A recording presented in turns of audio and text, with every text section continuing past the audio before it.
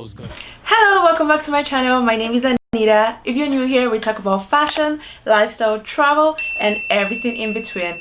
And if you are not, you know the drill. You know how we do over here. Get comfortable, grab a cup of coffee, and let's get right into this video. Today, I'll be talking about something that I've been asked to talk about for a long time, and that is Pinterest and how to get started with Pinterest. As some of you know, I am a Pinterest baby. I love to use Pinterest and I have seen a lot of success and a lot of growth through Pinterest, and I figured it's time to start giving you guys the tips that I've been teasing for about 2 years now. Because Pinterest is such a huge topic, I'm going to try to spread the information, across multiple videos and try to tailor them to a specific topic for each video. That way you guys can go through them and take your time and learn how it works and learn how to navigate the system. This specific video is going to be about how to get started with Pinterest in 2020. Now, if I had done this video in 2019, some of the things that I'll be telling you guys to do right now would definitely have been different.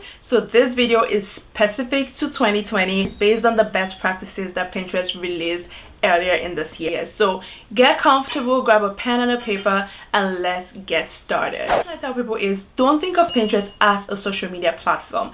I know it is very similar to Instagram, where we have photos and hashtags and whatnot, but at the end of the day, what Pinterest is a search engine website similar to Google, similar to Bing, and similar to Yahoo search. That it is similar to Instagram, Facebook, and other social media sites that you have in mind. And once you put that at the forefront of your mind, it's going to be very easy to understand and work with Pinterest and navigate the system as you go. The first thing you need to know is that there is a difference between a Pinterest personal account and a Pinterest business account.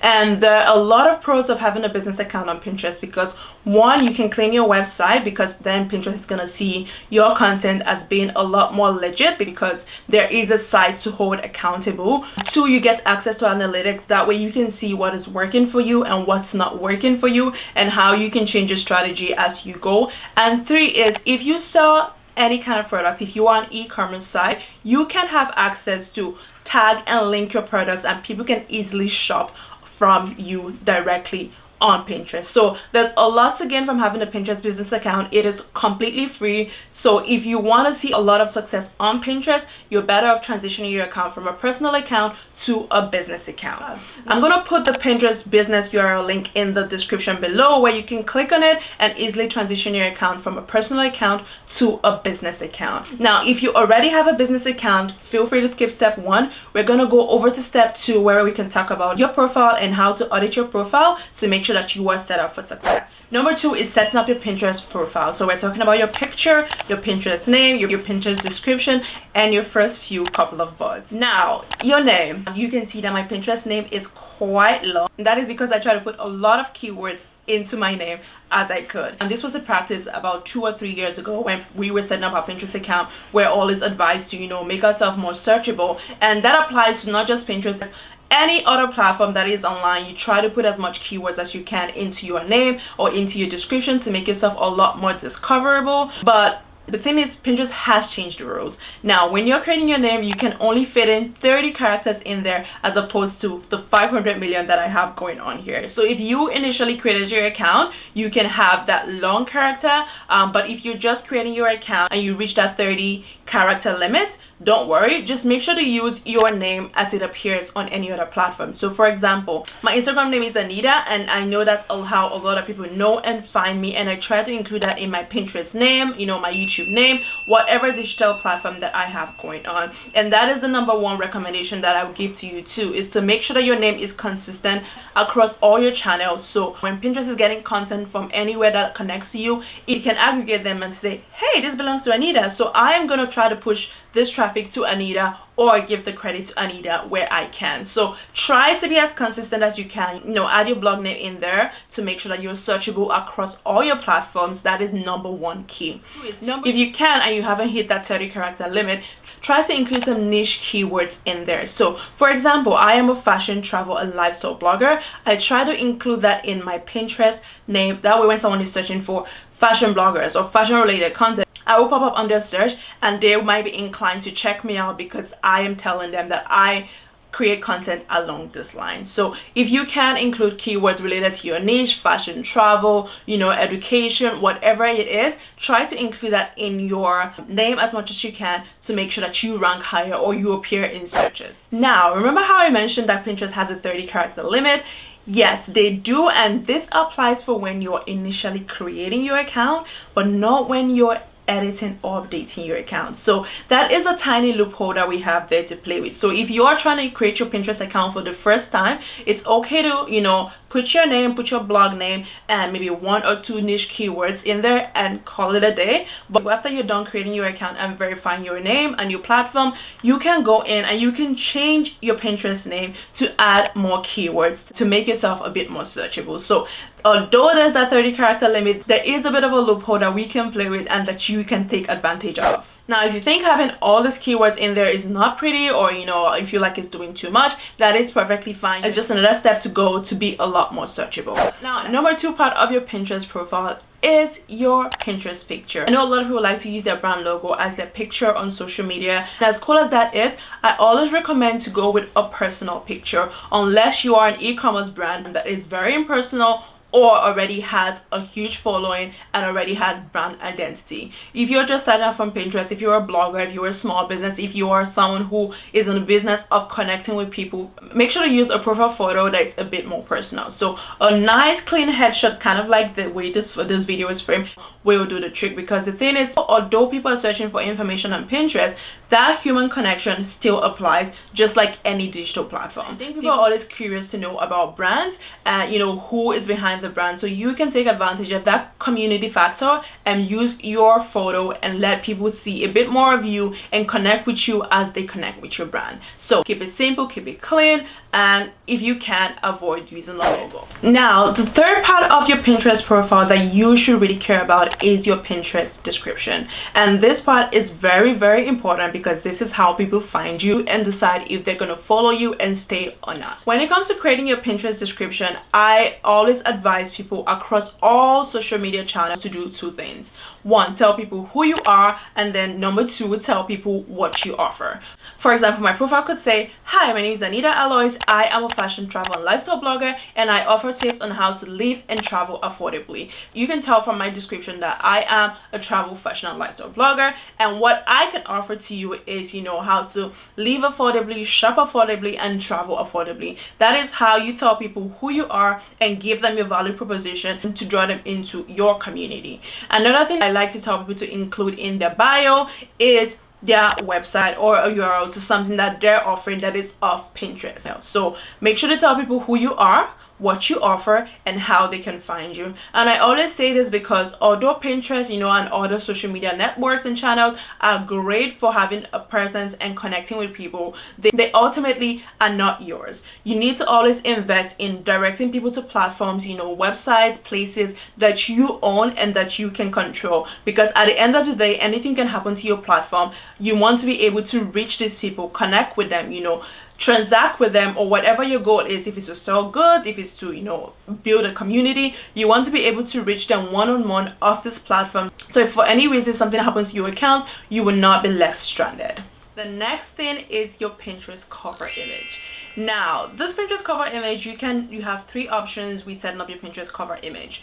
Number 1, you can select images from a specific board or from your most recent board. Pinterest gives you the option to do that. I always recommend selecting pins from your brand board or your custom boards as opposed to general boards or group boards, because that way the pins that are going to be up there can be pins featuring anybody. But once you select pins from your specific brand boards, it's always going to be pins that are related to you, and you can kind of control what's up there when people first see your profile. Another thing too with selection your cover image is you can decide to skip the pins and use a custom image, and that is also fine too. It depends on what you want. When you're selecting a cover image, make sure it's a landscape image and not a portrait image. Something that is very cinematic, something that is very eye-catching, something that is welcoming would be a great cover image, and not something that is too busy or pixelated or the wrong sizing. All of that is not going to help how your page appear on people's phones or people's computers, and the chances of them staying or coming back might be lower. Another cool option for adding some covers is a video. I've seen a lot of people use this and I love it so much, where you can select a video to be your cover video. I love that Pinterest has that cool feature. That way you can have people see what you do in the most minimal way possible. Now for the video, once again, make sure that it is landscape and not portrait, because obviously the dimension of the cover image is for a landscape video or a landscape photo and not a portrait image, because then it's going to be too close up. And even when selecting the video, Pinterest is going to let you know that, hey, this is the wrong dimension, so you probably have to go and resize it to make sure you have the right dimension to have it as a cover. I'm going to put the dimension for the Pinterest cover video or image here, so that way you guys can see it and you can copy this while you're making your cover image or cover photo or cover video to make sure it fits perfectly. So yeah, so you have three options. You can use pins from your boards, you can use a custom image, or you can also use a video. So we've done transitioning your account to a business account, we've done setting up your Pinterest profile. The third step is setting up your Pinterest boards, and this is very important because if you were doing Pinterest in 2019, it is a lot different from how you should be doing Pinterest in 2020. You know, 2 years ago I would have told you guys to go out there and create at least 10 to 20 boards when you first get started.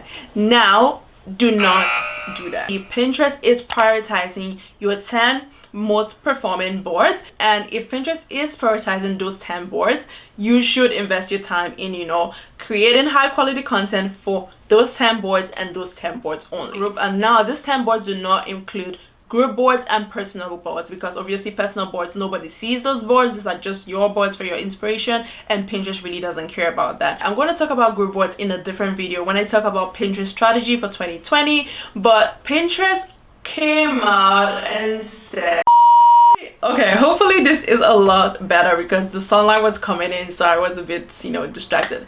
But anyways, Pinterest came out and said we created group boards, but we did not create it with intention of, you know, business owners or bloggers or people who are looking to drive traffic to their own platforms. So Pinterest has moved away from the concept of group boards. So as much as it's great to be part of a group board, Pinterest is not putting a lot of importance on those, so you shouldn't either. Focus on the things that give you the most success and perfect them. That is the best way to navigate Pinterest while you're on here. Now, in creating your first 10 boards or your first, you know, your 10 primary boards, make sure that you have a brand board. So basically what a brand board is a board that caters to your content and your content only. You know, a board that has your blog name or your website name and that features only contents primarily from your blog. So that way when people are trying to find you or they find your profile, they can go to this one board and find your blog post, to find your, you know, your merch, to find whatever it is that you link on your website. They can find it on this one board, and this board actually kind of sets the stage for the rest of your boards. So that way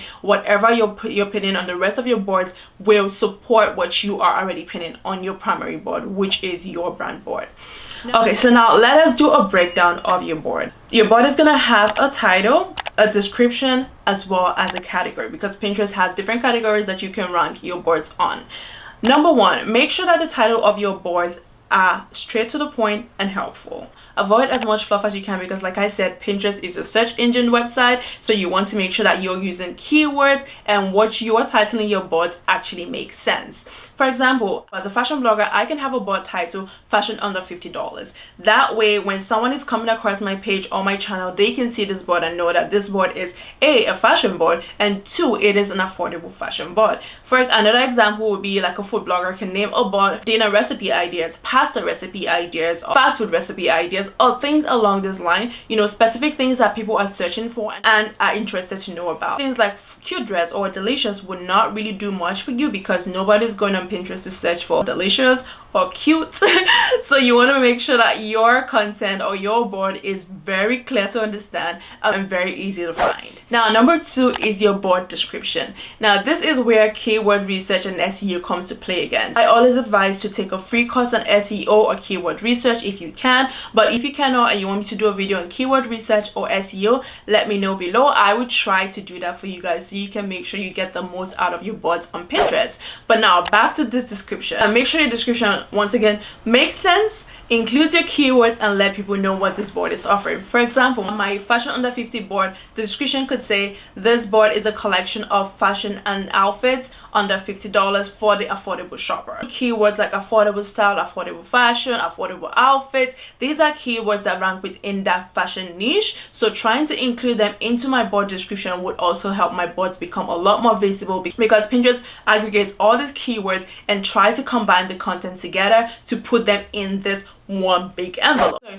number 3 is your board category. Pinterest has options that you can go through and select what category your board falls under. Once again, Pinterest is making sure that your content is discoverable, and it's also discoverable to the right people. So make sure that when you're putting your categories, you're putting them in the right categories so your content doesn't get lost and it's not seen as lesser value. So now when we talk about boards, people always ask, should I have a board cover or should I not have a board cover? I've had board covers in the past, and currently I don't have board covers, so I've kind of seen what it's like on either end of the spectrum, and the truth is it does not matter. Like, it doesn't, people do not care if all your boards look the same. Some people might even find it a bit too much if all your boards have the same color, the same code, and the same this, the same that. It might be a bit too much for people. So board cover or no board cover, it's a preference. Do what you like, but make sure when people go to your feed or go to your page, they are seeing something that is clean and something that is inviting. So make sure that your cover photos are clean, they're high quality, they're inviting, and they also tell the story. Do not use a fashion photo for a food board cover. Make sure that whatever your board cover image is, it actually relates to what you're talking about.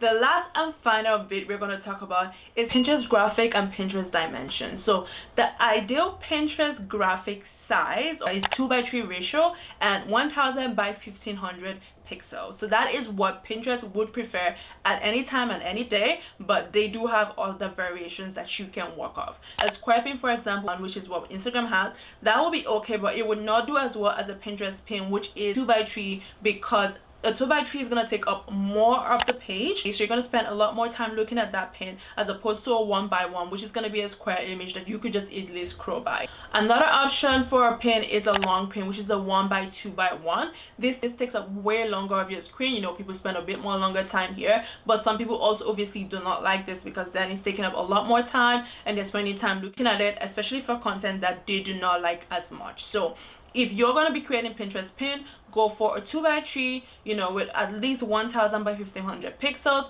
and you should be good to go. Alright, so I hope that was helpful to you if you're just starting out Pinterest, or you know, you're making that transition from personal to business. I hope that helped you, and I hope, you know, it answered some of your questions. Like I said, the next video is going to be about Pinterest strategy 2020 and 2021 until Pinterest releases something new. This is what they said works best, and this is what they said you should be doing going forward. So if you enjoyed this video, make sure you like it, subscribe, and comment. Let me know if you have any questions, you know, any things that you want covered in the next video. I will try to get them to you as soon as I can. Thank you so much for joining me again today. Make sure to support me by subscribing down below.